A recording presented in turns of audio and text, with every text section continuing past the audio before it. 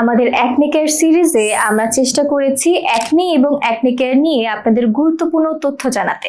তবে এই সিরিজ করতে গিয়ে আমরা একটি গুরুত্বপূর্ণ অ্যাকনে কেয়ার স্টেপ নিয়ে আপনাদের জানাতে ভুলেই গিয়েছি, আর সেটা হলো পিম্পল উঠলে অনেকেই বারবার এতে হাত দেন, চাপ দেন বা খুঁটাখুটি করতে থাকেন। এতে ইরিটেশন বাড়তে পারে এবং পরে অ্যাকনে মার্কস হওয়ারও ঝুঁকি বেড়ে যায়। তাই পিম্পল উঠলে বারবার হাত না দিয়ে অ্যাকনে প্যাচেস ব্যবহার করা খুবই ভালো একটি অভ্যাস। এটি পিম্পলের ওপর একটি প্রোটেক্টিভ লেয়ার তৈরি করে, ফলে বারবার অ্যাকনেতে টাচ করা কমে যায়, বিশেষ করে যেসব পিম্পল থেকে ফ্লুইড বা পুঁজ বের হয়। তবে অ্যাকনে প্যাচেস লাগানোর আগে মুখ ভালোভাবে পরিষ্কার করে স্কিন সম্পূর্ণভাবে শুকিয়ে নিতে হবে। কোনো সিরাম বা ময়শ্চারাইজার লাগানোর আগেই ক্লিন ড্রাই স্কিনের উপর প্যাচেস লাগাতে হবে। সাধারণত 6 থেকে 12 ঘন্টা অথবা প্যাচেস সাদা বা ফুলে ওঠা পর্যন্ত রেখে দিতে পারেন। এরপর এক পাশ থেকে ধীরে ধীরে খুলে ফেলবেন, জোরে টেনে তুলবেন না।